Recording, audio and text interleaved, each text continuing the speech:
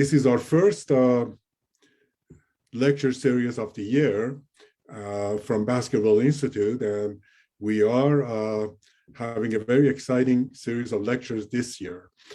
We decided to start with Peace Corps and U.S. Peace Corps role in Iran on September 22nd, because as many of you know, 60 years ago today, President Kennedy signed the legislation creating the U.S. Peace Corps.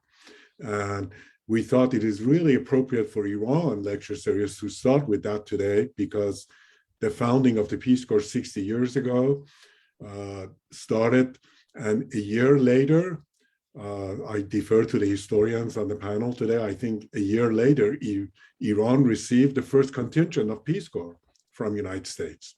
And the program continued in a robust fashion until 1976. And for such a short period of time, I believe over 1,700 Peace Corps volunteers served in Iran in such a short time. They had a huge impact in terms of education, help with agriculture, and as we will see today, they served in many parts of the country. And according to one data, they educated close to 6,000 children and individuals in Iran. So we are very happy to start with this program, and we will have a program that includes first a short trailer by two documentary makers, Mr. Mahallati, who's joined us, and Abbas Motlaq, also a prominent filmmaker. Many of you may have heard of his name for a film he made on Yazd.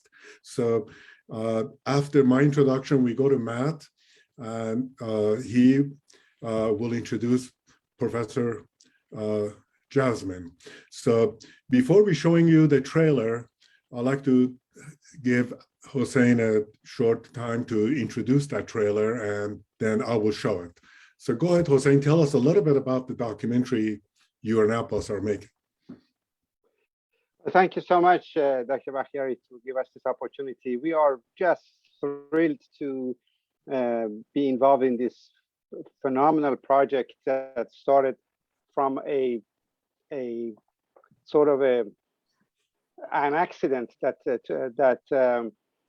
took place in finding a friend who was the first American that I met when I was 6 years old in Shiraz, and find him after I don't know 50 years in the States, and then learn that he was the reason that he was in Shiraz was because he was part of the Peace Corps.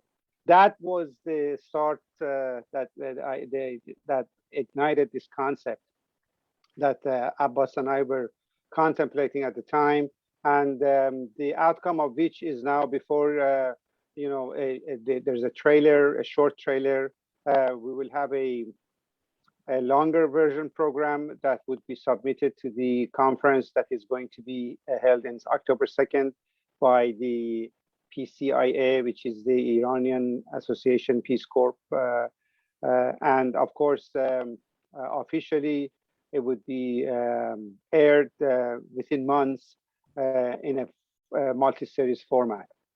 The concept behind it is just simply to replace the tremendously bad, highly politicized memories of the two people, the Americans and Iranians, with fantastic memories that many Americans, if not all, who have had a chance to visit in Iran and work in Iran have had, or vice versa.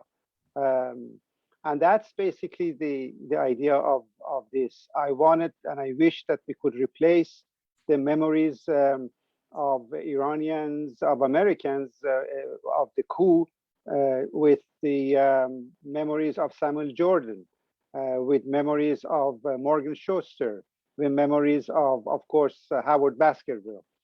And Americans recognize that there were Americans who just did wonderful for Iran. People like Bartley Moore, who stayed instead of 2 years of a Peace Corps, he stayed 3 times. He stayed from 64 to 70 and worked and almost it became his second home in helping out a tiny village. Or James Dorothy, who built a mosque in a village not far from Mashhad. And I'd like to replace the memories of Americans, of Iranians, as a political foe that do nothing except deal with the or hostages with Fazlzadeh, who created FOSS theory, which is the core principle of computer, or Khwarazmi, which is the father of algorithms, something that we all know. So anyway, this is the whole idea, is to replace the negative, highly politicized overtones of the two people with what was incredible experience for the Americans and Iranians. And that's basically what was behind this. And I'm very much happy that I am involved with this. Abbas did a tremendous work. He is the man in charge. I was just, standing behind the scenes, so to speak, and cheering up. We had a wonderful experience so far.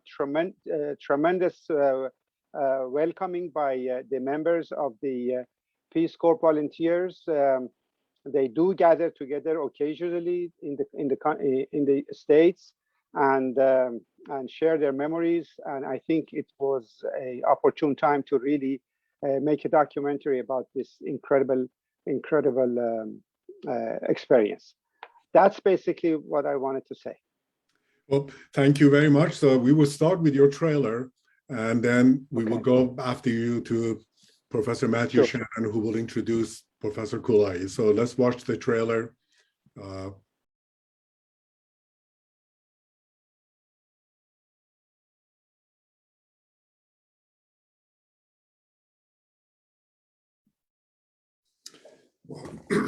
Thank you very much, Hossein and Abbas, for a fantastic trailer, such an exciting documentary we're looking forward to see. And you captured the human basis of that friendship that is really the mission of our institute too, to build that friendship.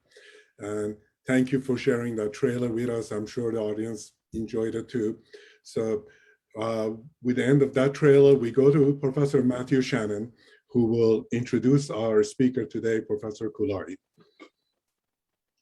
Well, thank you so much to everybody who's in attendance, and to everyone at the Baskerville Institute who made this webinar possible. And Hossein and Abbas, thank you so much for undertaking what I'm sure has been an overwhelming project that we will all benefit from for a long time. The kind of combination of the arts and kind of participant memory and scholarship coming together like that in the documentary is just a really impressive thing to see. So thank you. It's nice to be here together on this 60th anniversary of Peace Corps, as Adnan mentioned when we got started. And it's especially nice to be able to hear from today's distinguished lecturer, Dr. Rostam-Kolayi. She is a professor of history and chair of the history department, 2 jobs for sure, at the California State University, Fullerton. Her articles on women's education in Iran were pioneering when they were published, and they continue to influence the historiography on modern Iran and U.S.-Iran relations to this day. She's written widely on other subjects, but her current research focuses on the Peace Corps. She directs an oral history project on the Peace Corps, specifically Peace Corps Iran, and out of this research has come many publications, including an article in the journal Iranian Studies and multiple book chapters, one of which is in our forthcoming volume, American-Iranian Dialogues, which I'm excited about. And before turning the mic over, I'll just read very briefly the way I summarize your contribution to that book to set the stage a bit. Frameworks abound for historicizing the program, but you draw on your interviews to explain how Peace Corps Iran was, in the phrasing that you use, a Cold War innovation and deviation. Young Americans unwittingly entered Pahlavi-era Iran at the height of the White Revolution, and they transformed what was a government initiative into a vehicle for experiencing internationalist growth, acquiring cultural empathy, and all of the other things.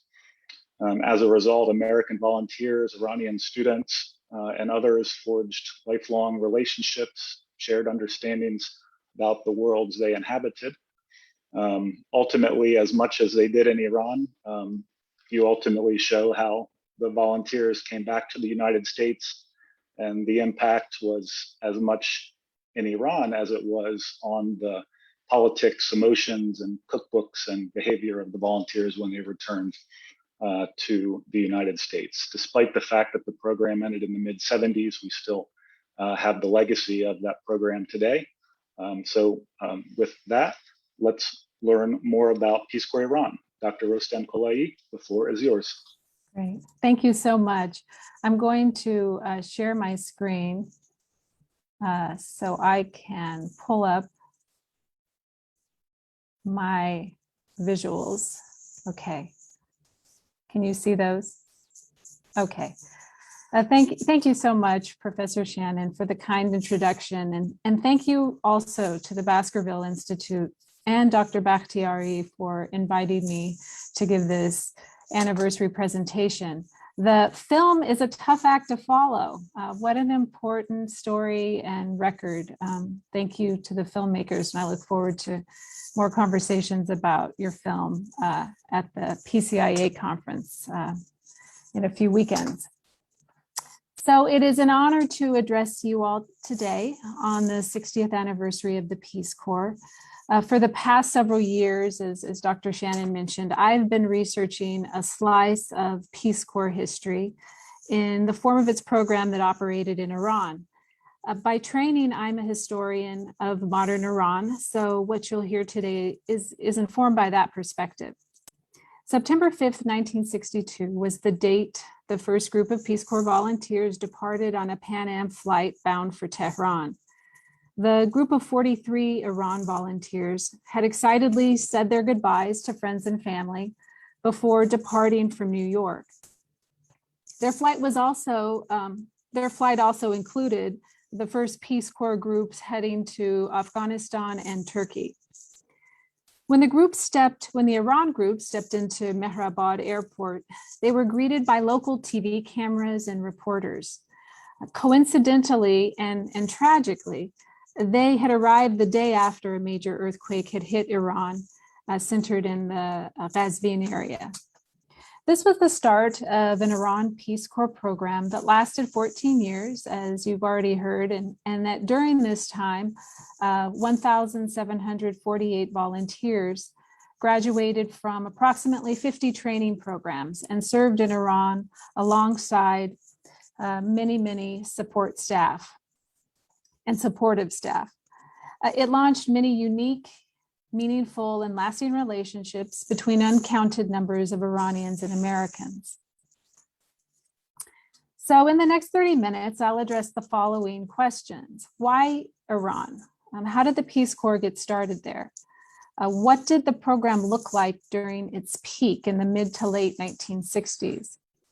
And why did it end in 1976? Finally, what made the Peace Corps a unique American interaction with Iran? And what are the legacies of this interaction? Some of the legacies, at least. I've relied on a range of sources to reconstruct the history of Peace Corps Iran. Memoirs and short stories by Iran Peace Corps volunteers provide individual American perspectives, as do oral history interviews that I've conducted with Americans and Iranians who worked with Peace Corps Iran or were touched by it in some way as students, colleagues, or observers. These personal testimonies, representing perspectives outside the halls of government, capture varied and sometimes contradictory experiences. I also consulted documents addressing U.S. government and Peace Corps agency, institutional and administrative concerns. Those are now housed in the U.S. National Archives in College Park, Maryland. As a whole, these sources speak to the different layers of relations between Iran and the US, between political elites and other officials on both sides, and between ordinary Iranians and Americans. The crucial missing piece here is Iran records on the Peace Corps, which I've not located in either Iran or the US. So when volunteers first received news about their assignment in Iran, many remembered they had to scramble to find an atlas at their local library to locate Iran in the world.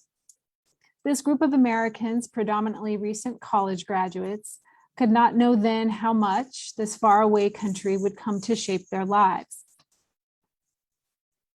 As a newly established agency, the Peace Corps too experienced a learning curve, asking universities to quickly develop training for programs that had no history. In the Iran case, though, the learning curve was not as steep. Utah State University in Logan had a long-standing connection to Iran, or connections to Iran. Starting in 1939, Franklin Harris, an agronomist who had served as president of both Brigham Young and Utah State Universities, had been working in Iran on contract with the Ministry of Agriculture. In 1950, he became the first director of President Truman's Point 4 Iran Rural Development Initiative. And then other Utah State employees came to work in Iran on Point 4 agricultural projects. Point 4 also brought Iran to Utah, so that in the 1950s, Iranian students made up almost 20% of Utah State's international student population. Here we can see that the Peace Corps relied on people, groups, and institutions with Iran experience and connections. President Kennedy's Peace Corps would build on Point 4 aid and development programs in areas such as agriculture, education, community development, medical services, and urban planning. Such development projects became part of the US global strategy based on the idea that technical assistance would bring positive change to combat communism in the third world. By the end of the 1950s, US policymakers were fearing that communism was not just lurking behind the corner, but it was actually winning the battle in the developing world. And then this was the context in which Kennedy promised a Peace Corps of talented and trained Americans to meet the Soviet challenge in his famous October 1960 speech at the University of Michigan. Kennedy's tone was full of youthful optimism and idealism, as the film clip also indicated. He talked about a new frontier, moral leadership, a revolutionary era, and a fight against poverty, inequality, and tyranny. Officially, the Peace Corps Act of 1961 set forth three main objectives: to provide trained manpower in the developing world, to promote a better understanding of Americans in the world, and to increase American knowledge of the world. The new feature the Peace Corps brought to existing Cold War policy was its second and third goals. I'd argue that the Peace Corps did promote a different understanding of Americans in Iran. And as for its third goal, the notion that the volunteer would learn and grow in the process of living and working overseas and bring that knowledge back home was also novel. Rather than a one-way path that had characterized previous US foreign aid and development programs, the Peace Corps acknowledged this kind of reciprocity, at least as far as cultural exchange was concerned. As an American government program, the Peace Corps inevitably relied on its host countries' governments to communicate their priorities and needs. And the Iranian Ministry of Education's initial request was for volunteers with experience and training in American agriculture, teaching, and physical education. The first Iran group assembled for training numbered 48. 75% were white men, and the remaining 25% were men of color and women.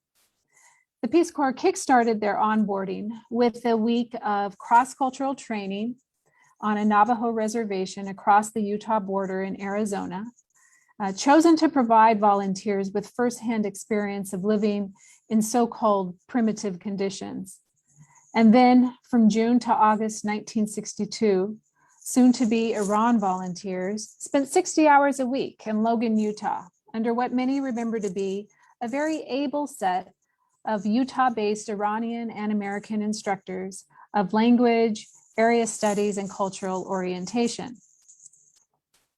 Finally, undergirding Peace Corps training, some volunteers remember, was Cold War concerns focusing on the U.S.-USSR rivalry. Though training varied across different Peace Corps Iran groups, generally it paid little attention to contemporary Iranian society and politics, something that proved detrimental to volunteers with limited understanding of the country's social and political tensions and U.S.-Iran relations. The context of Iran accepting Peace Corps volunteers involved a tense relationship between Mohammad Reza Shah Pahlavi and the Kennedy administration, which had its own internal conflicts about handling Iran. U.S. officials were viewing Iran as a vital interest because of its strategic location on the Soviet border and its vast oil reserves. Kennedy's policymakers hoped that, given sufficient prodding, the Shah might initiate meaningful social reforms and bring stability to Iran. Nor did the Shah trust Kennedy, suspecting him of possible plans to end his monarchy. The Kennedy administration had pressured the Shah to accept the premiership of Ali Amini, who would start the reform program that evolved into the White Revolution.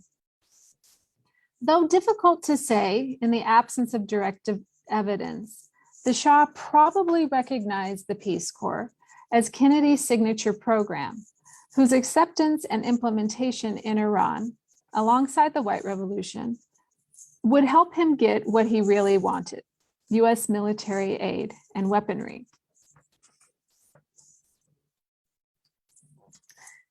The Shah's U.S.-backed reform program was the White Revolution, whose 1963 launch coincided with the arrival of the Peace Corps. Iran-U.S. is the first Peace Corps group is often called. Iran-U.S. came to Iran in the midst of political upheaval and protests against the Shah. The Shah's White Revolution was launched with great fanfare and became his defining social and political reform and modernization plan. It was a 6-point program whose most important items were land reform, voting rights for women, and a national literacy corps for rural communities, as you again heard in the clip earlier. Though some of these reforms were advocated by the Kennedy administration, they had first been proposed by Iran's Tudeh party and other leftist organizations.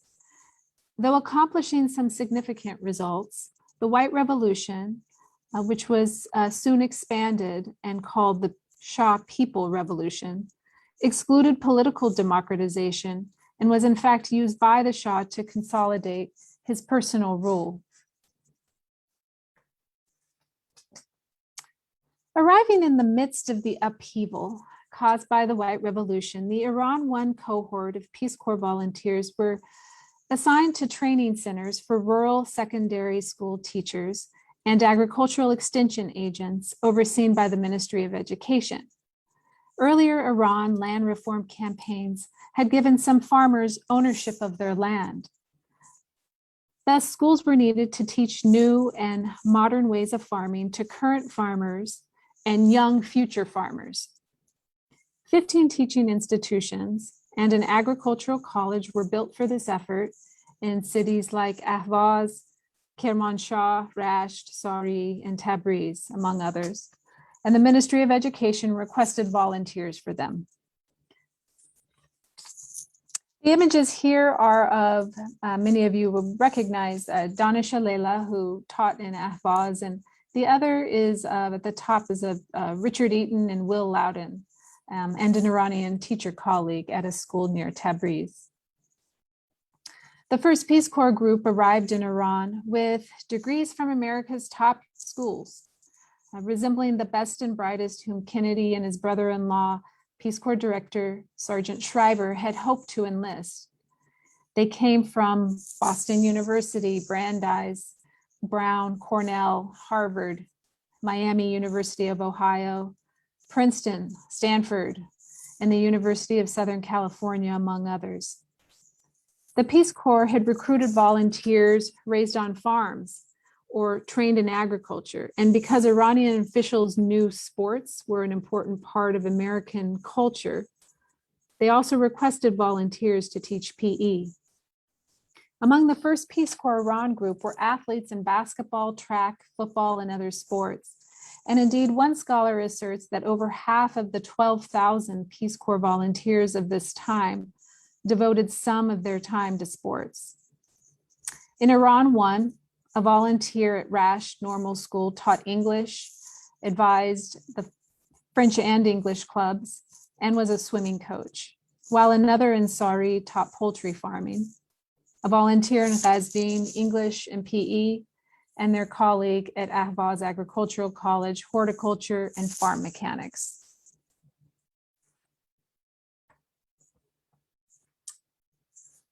So it was inevitable that the Peace Corps would participate in Iranian development projects. As the years went by, changing Iranian government priorities brought in requests for vocational education, community development, rural and municipal public works, city planning, architecture, library science, public health, medicine, to name a few. There were groups comprised of only married couples, while others had a mix of single and married women and men. In the 1960s, the majority of volunteers were white and in their early to mid-20s. Teaching English in secondary schools and colleges had become the program's mainstay at its mid-1960s peak. By this time, the University of Texas at Austin was one of the principal training centers for Peace Corps Iran's future English teachers. The first University of Austin Peace Corps Iran recruits began training in June of 1965. They were followed by successive groups so that 200 trainees had completed the program in a one-year period. Tragically, it was during the summer of 1966 when a lone shooter climbed the University of Texas Tower and killed 15 people, one of whom was Peace Corps Iran trainee Thomas Ashton. And the bottom corner image is a memorial to those who were killed.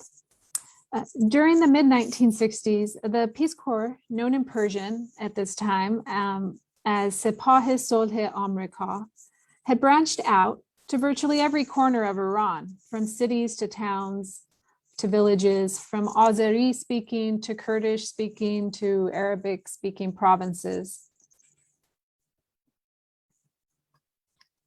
The initial reception of Peace Corps volunteers, however, involved tensions and mistrust at times.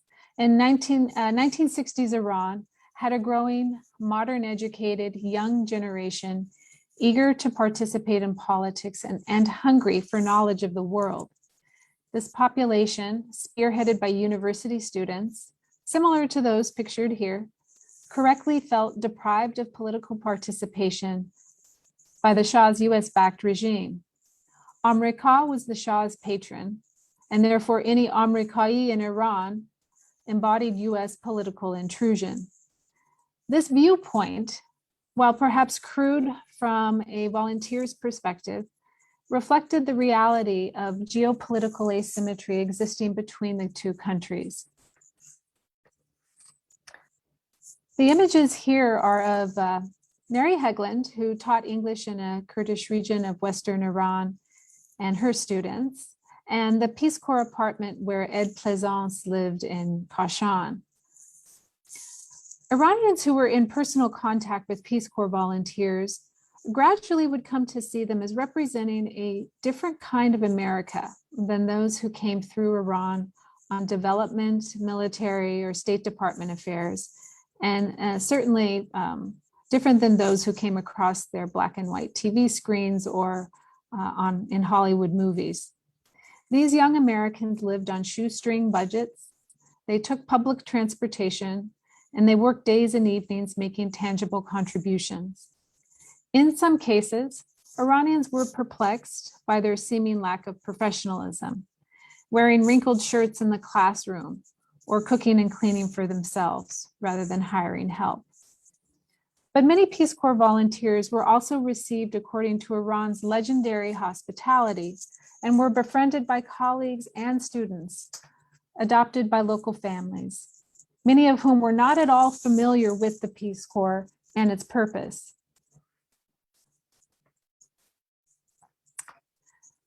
An example was Tom Klob, assigned to community development in the mid-1960s.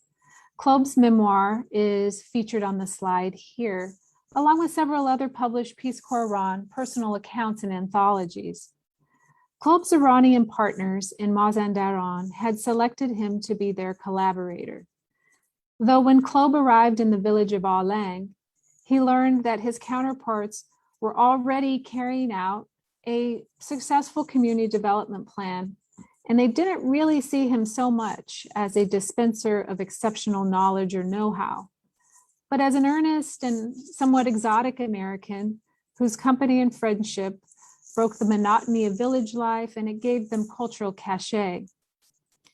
Many Peace Corps volunteers came to the similar realization that they were not authorities from on high when Iranians demonstrated the skills and capacity to manage their own affairs.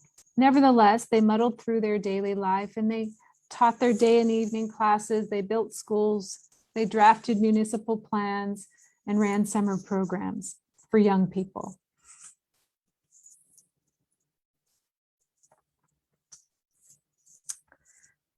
The 1970s proved to be a difficult, tension-filled decade for Iranians. Buttressed with skyrocketing oil income, the Shah's modernizing white revolution unfolded with tangible welfare policies, while political control and repression became ever more suffocating. In the 1970s, Savak was becoming more brutal than ever, with its publicized tortures, disappearances, killings, and intimidation. Human rights groups issued reports detailing its atrocities at the time. Furthermore, Iran was sitting on one of the world's largest petroleum reserves. In 1972, when the Shah nationalized the oil industry, it began pumping oil at a much faster rate. Its revenue soared from $4.4 billion in 1973 to $21.4 billion in the following year. In the 1970s, too, the Nixon administration was imposing zero limits on the Shah's weapons purchases. New US-made weapons and fighter jets were coming in faster than the Iranian military could keep up with. After the Kennedy years, no US administration tried to push the Shah in the direction of political reform. The Shah could do as he pleased because he was the most generous foreign customer of US armaments and an American proxy for intervention in the Persian Gulf region. Because the Iranian government could now buy anything it wanted, it was no longer in need of free American manpower provided by the Peace Corps. Oil wealth had raised Iran beyond the status of a so-called underdeveloped nation, according to US formulas at the time. Like other countries of the global South, Iran was struggling with rapid modernization and social upheaval, but without commensurate improvements in living standards and political rights. An increasing number of young, educated, and middle-class Iranians were equating their frustrations with the Shah with a more generalized frustration with the US in the 1970s. Though rare, Americans living in Iran were targeted by the leftist opposition to the Shah. In 1971, guerrillas tried to kidnap US Ambassador Douglas MacArthur, later managing to assassinate 3 American military advisors and 3 civilians who worked for an American company. And also Between 71 and 75, dozens of bombing attacks were directed at American targets, hitting the Iran-America Society 6 times, the US Embassy twice, and the Peace Corps office in Tehran. Thus, in the early 70s, Peace Corps Iran was at an impasse, asking whether it could make an effective contribution to Iran while meeting its 3 goals.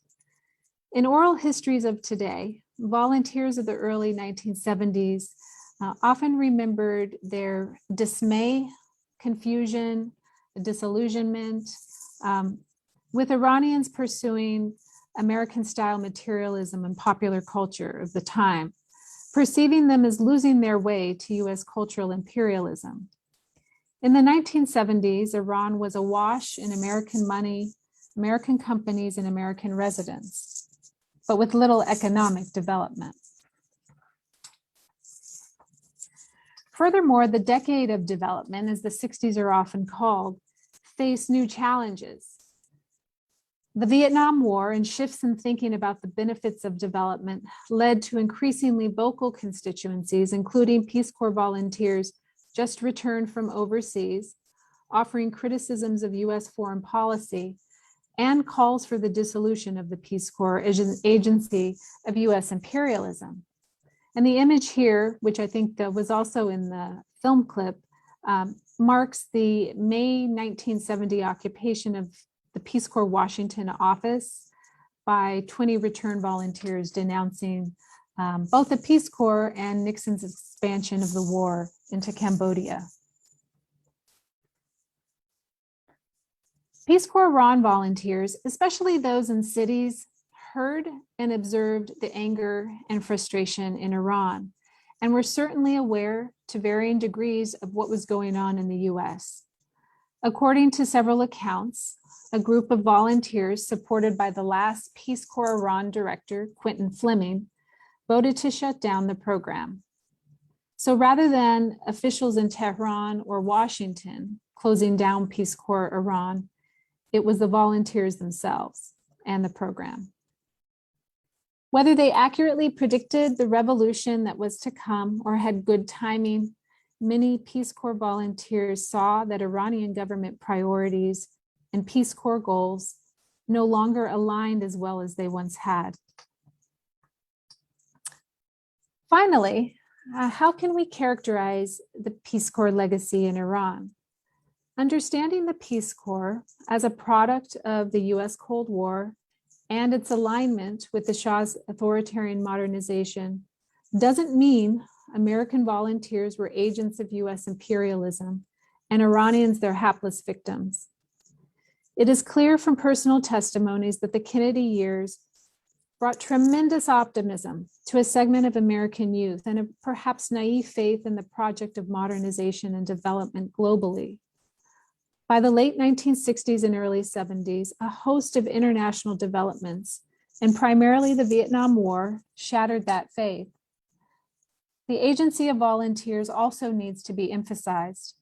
They gave shape and detail to assignments chosen for them many times, often taking them in directions not anticipated. Barclay Moore was mentioned earlier by one of the narrators in the clip. Legendary Peace Corps Iran volunteer Barclay Moore, who was assigned to community development in northwestern Iran, stepped far outside of Peace Corps expectations and even fears to mediate between warring Turkmen tribes. And Iranians, most notably, were in no way passive victims of Peace Corps projects. As volunteers have testified, Iranians willingly collaborated when they desired and negotiated with and resisted projects they deemed unessential, redundant, or even insulting.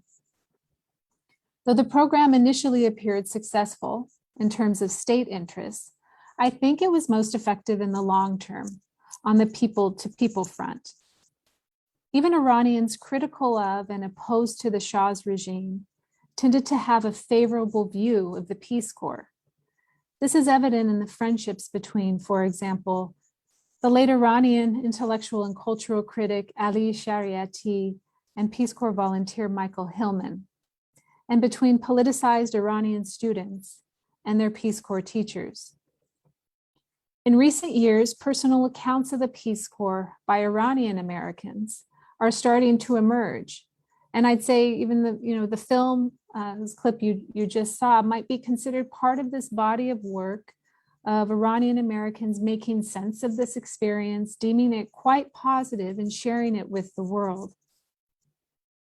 Likewise, former volunteers credit their cultural immersion, as you heard in the film, their cultural immersion and human interactions in Iran with changing their thinking about how to live, act, and feel in the world. And they're passing this knowledge also on to their children.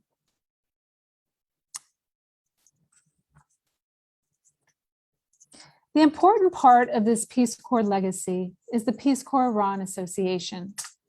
The occasion of the 25th anniversary of the Peace Corps in 1986 marked the start of the Peace Corps Iran Association, which was revived in 2011 on the anniversary of the Peace Corps' 50th anniversary.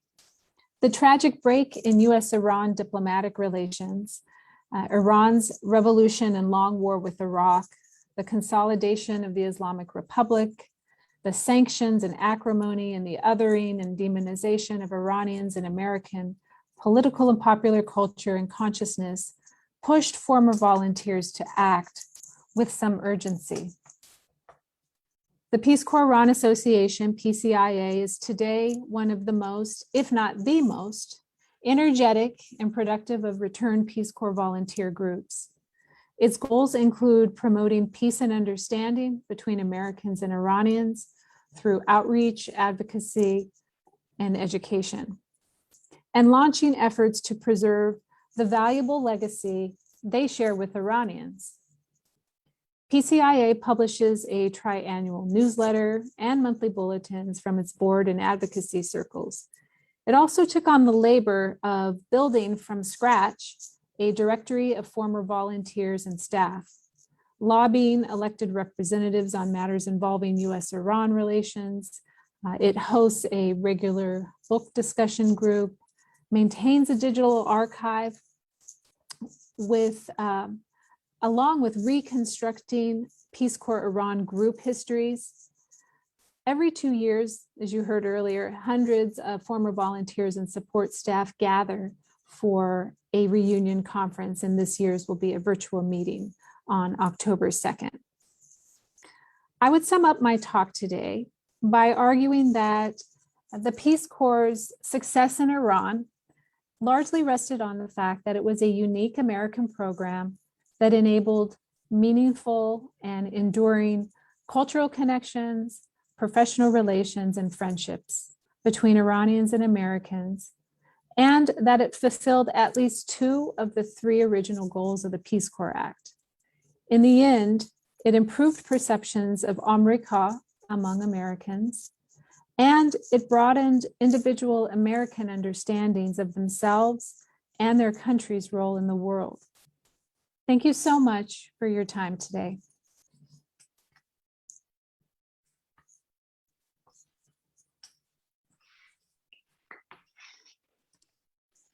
Thank you. Thank you. Thank you very much, Professor Kolayi.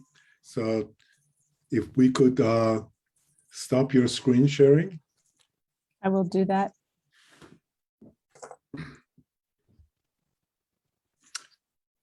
Thank you very much for that really informative talk, Professor Kolayi, and putting into context really the political, economic, friendship, and individual dynamics between Americans and Iranians. And you very nicely put it into context about how the political dynamics were moving on their own trajectory while the friendships cultivated in the beginning to continue.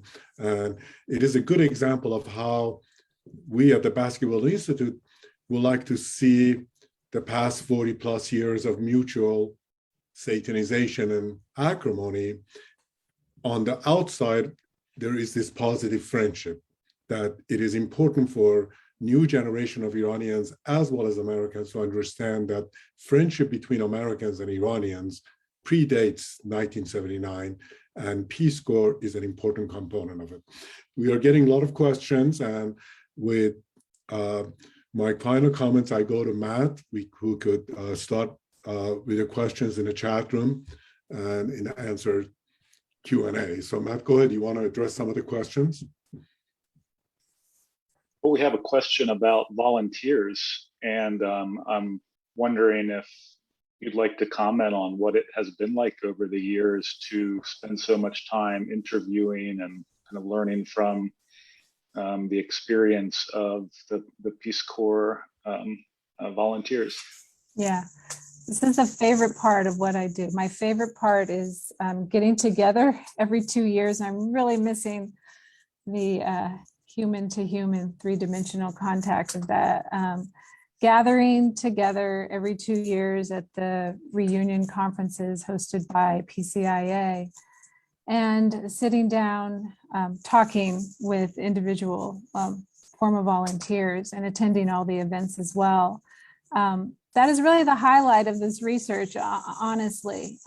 Collecting those stories, those memories. It's really, about memory making for me.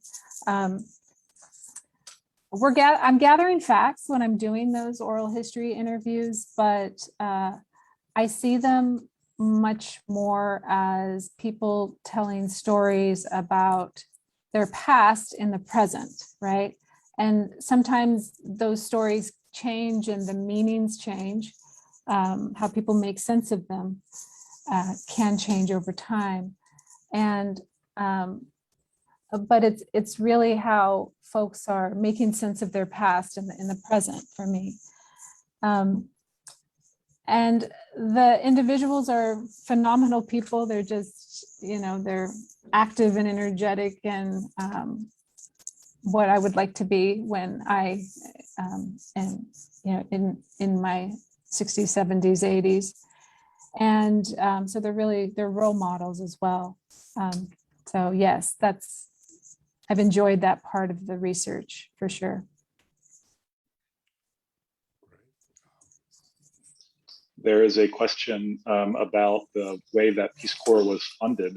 I don't know if you could speak to that at all. Yeah, unfortunately, I can't. I mean, I should eventually be able to speak to that, but I have not explored that yet in my research. I mean, I know that there was, well, so it was funded by, the Peace Corps agency by, I think, the State Department.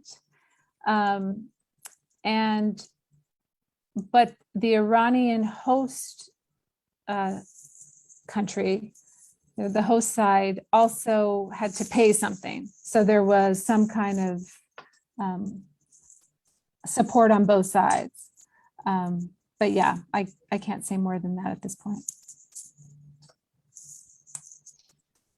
Yeah, it's interesting how some of these programs involve support from both sides, and kind of see in the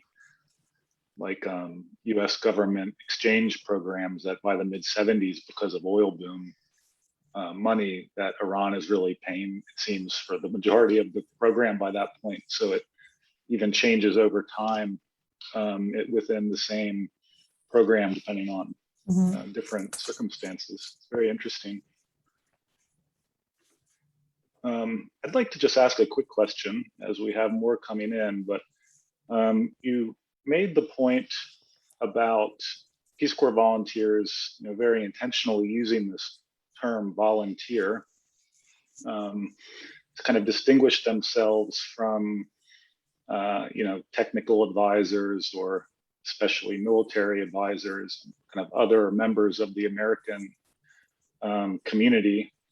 But you also kind of identify points of connection between them, like Peace Corps volunteers working at institutions that are supported by the U.S. aid program, for instance. Or so I'm just wondering if you could speak a little bit more about kind of the connections, but also kind of resentments and complicated relationships between the Peace Corps volunteers and these other Americans that are around at the time. Right. Yeah. So the first point I want to make about that is Peace Corps volunteers were a varied group, right? They didn't all walk in the same manner. They didn't all conduct themselves in the same way. They didn't all have the same ideas. They didn't all have the same experiences in Iran. So they weren't walking, lock and step together all the time. And so they're among the accounts I've read and those I've interviewed as well, folks who said that they tried to distance themselves from USAID, technical assistance workers in Iran. They distanced themselves from the US Embassy, and at some point, in Tehran, at some point, it seems the Peace Corps office wanted them to be distanced from it, but they also imposed that distancing on themselves. Others who, didn't practice that distancing from USAID folks who had friends among other Americans in Iran. So there was that dynamic and those differences on the ground. And a part of that might have been according to the specificities of the time and the context, right?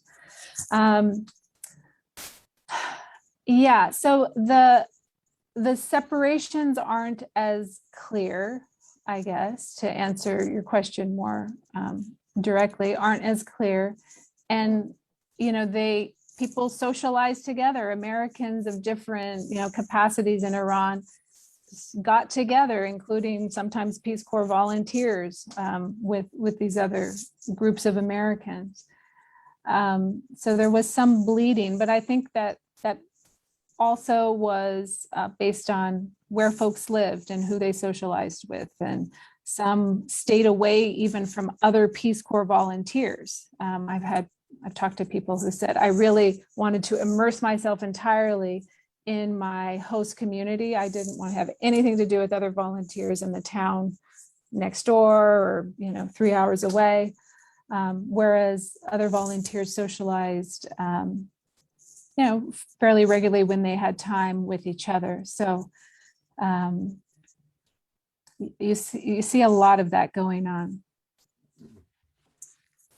Very interesting. So more questions have been coming in, Professor Kolayi, and let me give a break to Matt while he's reading them. I will read some of those questions. One audience member has asked the following: did the Peace Corps serve as a demonstration effect for Iran's own literacy corps? Yeah, that's a good question. That comes up a lot, or it comes up now and then, I should say, in things that I've read. I would say the Literacy Corps was a component of the White Revolution, and certainly there are elements of the Peace Corps there, in the way the Literacy Corps worked. But people were talking about a type of program like that before the Peace Corps in Iran. It was part of, as I mentioned earlier, Tudeh party discussions and platforms. These kinds of ideas were already circulating in Iran prior to this period and prior to the Peace Corps. So I would say that no, unless we get some more evidence to indicate that there was direct inspiration. But based on what the evidence that I see, these ideas, the idea for a kind of a literacy corps in Iran, kind of predated Kennedy's Peace Corps. Great. And one of our colleagues, Mary Hecklin, who you kindly show a picture of her, she's asked you this question. Did you look into the motivations that prompted these young Americans to go into the Peace Corps? Did any of them specifically choose Iran, or why did they go to Iran? Yeah. Among those I've talked to is they were assigned Iran. And you all know, those of you who are volunteers, you kind of, at the outset, when you were applying for the Peace Corps, you could select some regions or specific countries, but you were ultimately assigned a country in the end. And so among those I've spoken to, I think I can think of, just a few who said that they knew where Iran was, they had studied it in college, they were familiar with it, or they specifically wanted to go there.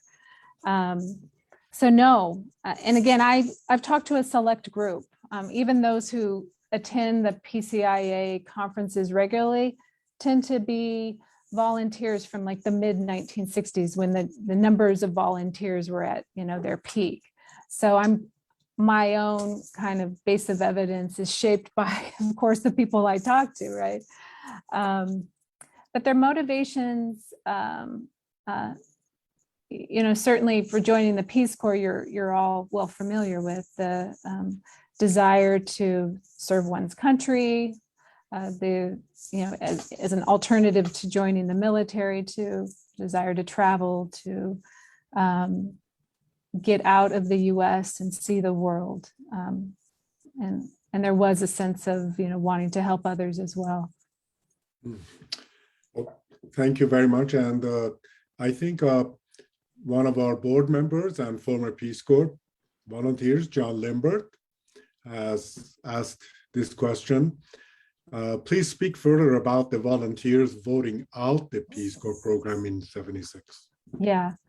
So this is based on the account by Quentin Fleming's son, and by two oral history interviews I did with volunteers who served in the early 70s. All three accounts kind of agree on some of the basic parameters, that volunteers at the time were feeling like, what am I doing here? Iran has so much money now, they don't need us. They can pay for, someone else to do this work. There are Iranians who can do this work at this point in time, so they were feeling kind of redundant.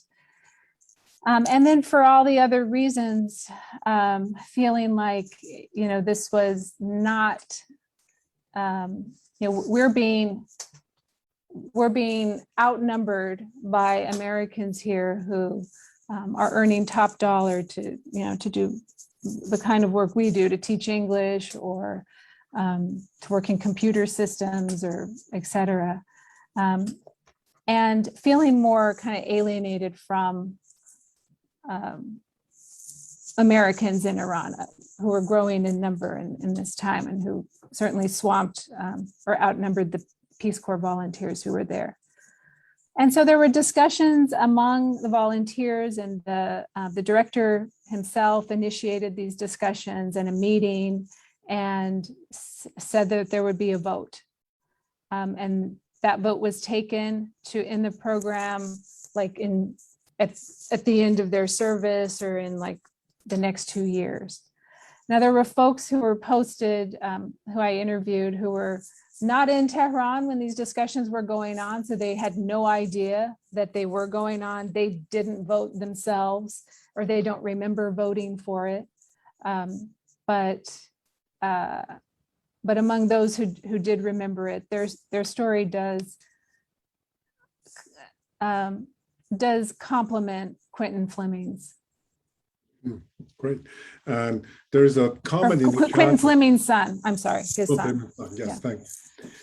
There's a comment in the chat room about the documentary filmmakers' work and complimenting them for bringing this amazing work together, but also ends with a very fascinating statement. We'd like to see what the documentarians think about that statement, that this Peace Corps experience of Iran has not only been important between Iranians and American friendships, but also between the Peace Corps volunteers themselves, in a way, creating that organic solidarity, mechanical solidarity within them to create the Peace Corps of Iran. So could Hossein or Abbas speak to that, whether their experience of filming these volunteers, did they notice this kind of a motivations or this natural energy building among them, that they do constitute a unique group now with respect to other Peace Corps volunteers?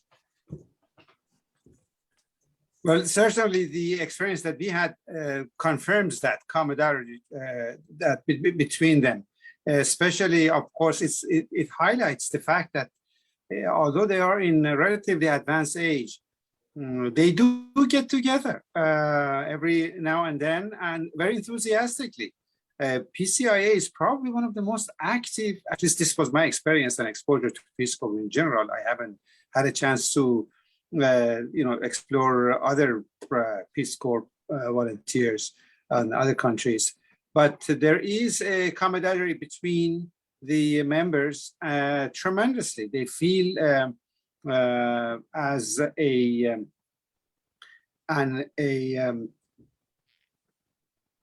sort of a group that has not been appreciated or explored enough or exposed enough on their efforts.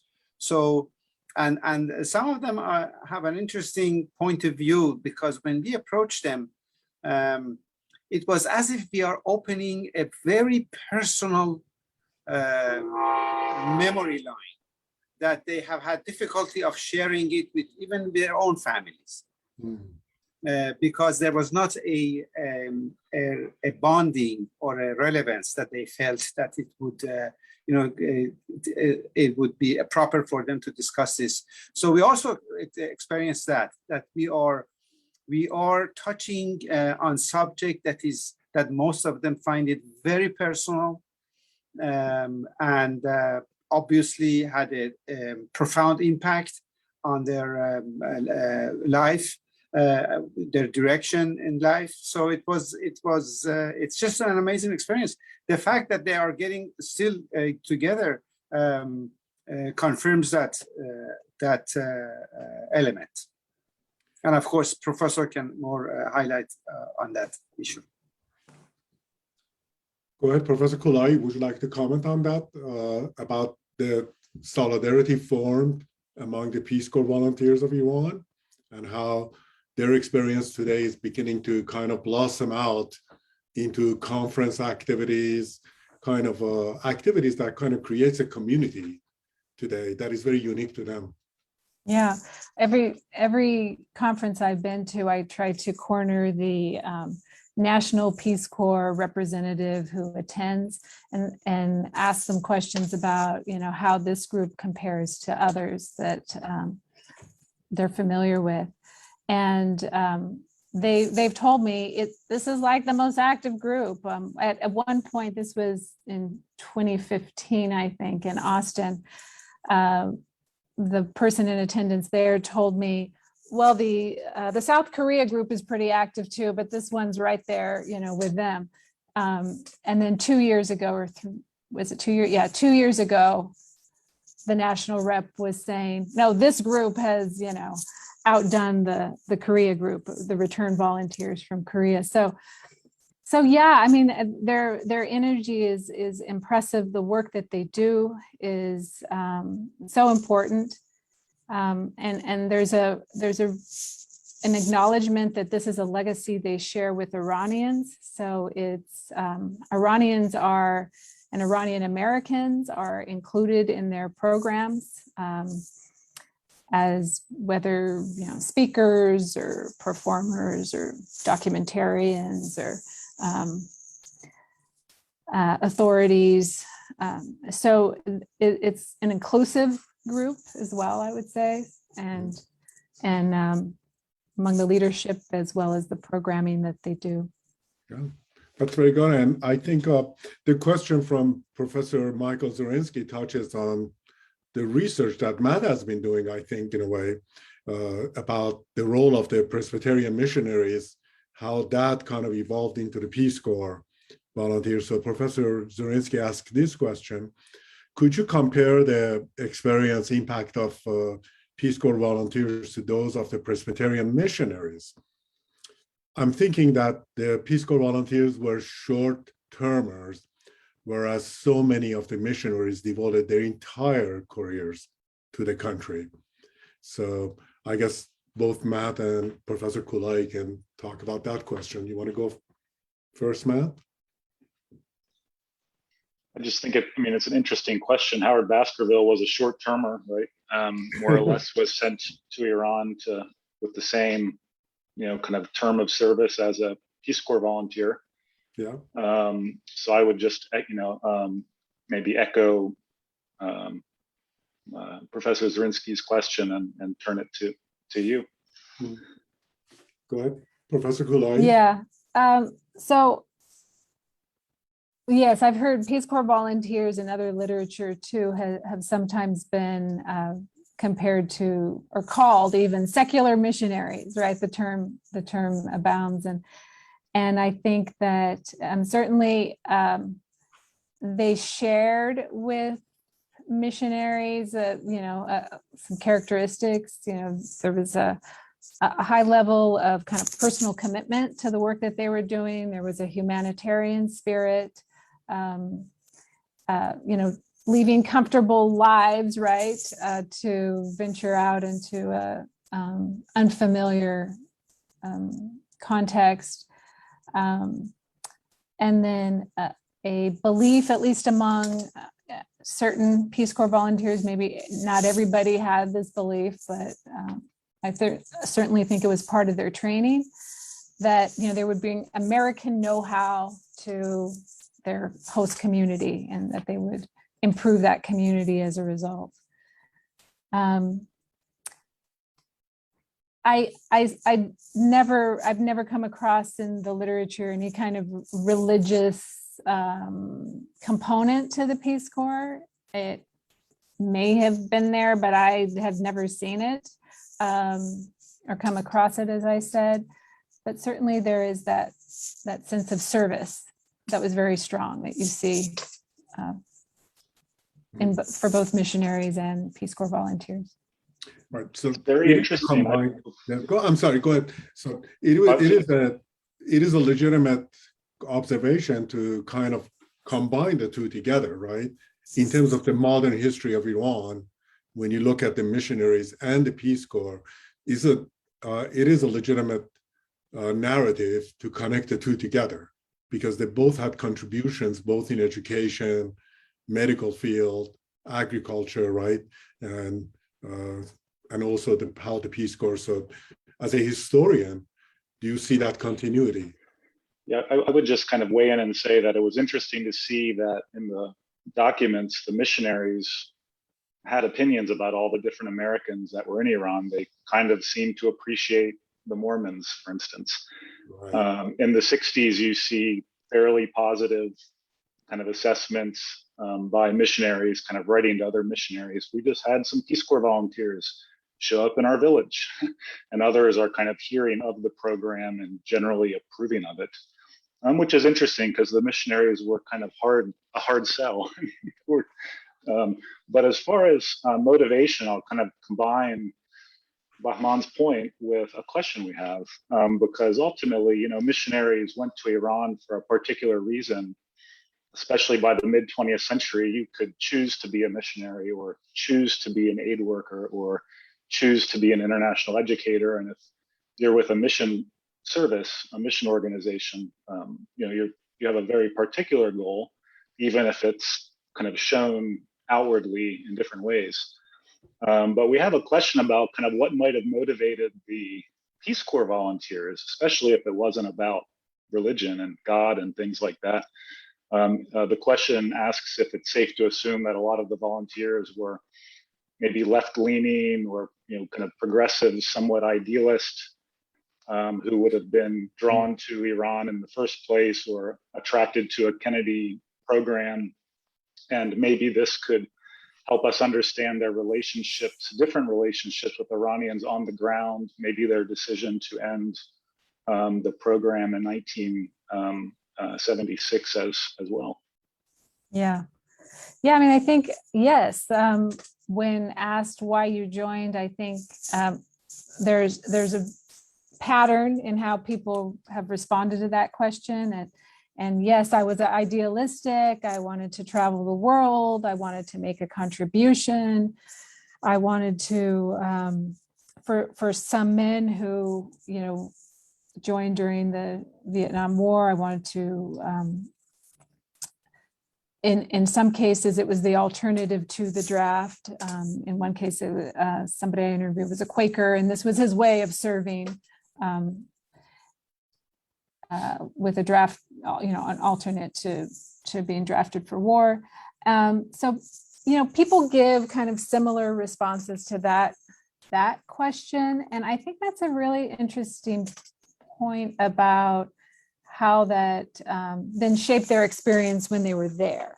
The expectations they brought to their service in Iran, and then how that shaped. And I have to think more about that and look more carefully at that to see how that may have changed things on the ground. But during the 60s, people say that they're joining because they were inspired by Kennedy. Kennedy comes up a lot. Was inspired by Kennedy to serve my country, to travel, and then I wanted to travel the world, and then I wanted to also do these other things. That's great. And so with one final comment, that very nice of you, Professor Kolayi, to take so much time. So we end with this final comment and ask all panelists to respond to it. Among other Americans, we do not always appreciate their view about Iran and Iranians. We feel that we have a group of supporters that are also concerned about Iran and Iranians and hope to support the welfare of Iranians. So there is this Peace Corps association that we've talked about, and the Peace Corps group today. They do have certain empathy for Iranian people and how after 40 plus years of revolution, their situation has been impacted. So in a way, kind of they become spokespeople for the welfare of the Iranians.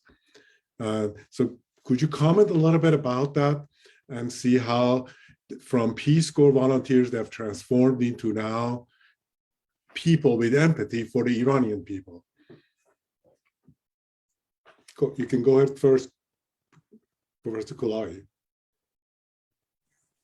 I might hand that over to the filmmakers, because they had, I think they had a lot of conversations too.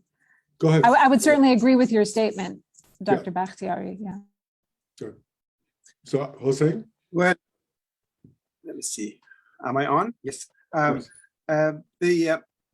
Certainly, we had the same experience. The group are, my general feeling about their experience as a Peace Corps volunteer is that they have, that experience has become part of their identification.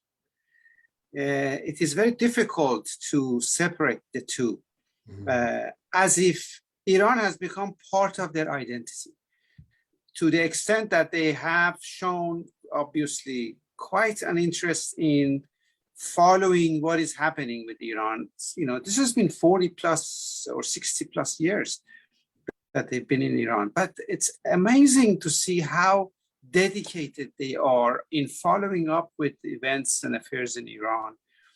And they take, political positions. They are very active in, particularly in efforts against war, against sanctions. I've seen petitions. I've seen collaborative efforts. I've seen satellite entities that they have put together in influencing their community or their politicians, local and federal.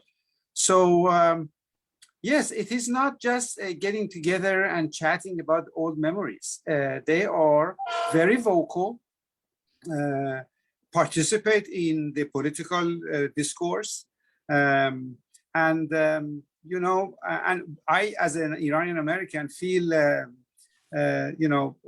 very close to what and how they perceive Iran as part of their own realm, that they think that they have to somehow be involved and see and participate in anything that can help the Iranian people well-being in general. Thank you. Abbas, would you like to comment too? Well, I guess, Abbas, would you like to comment?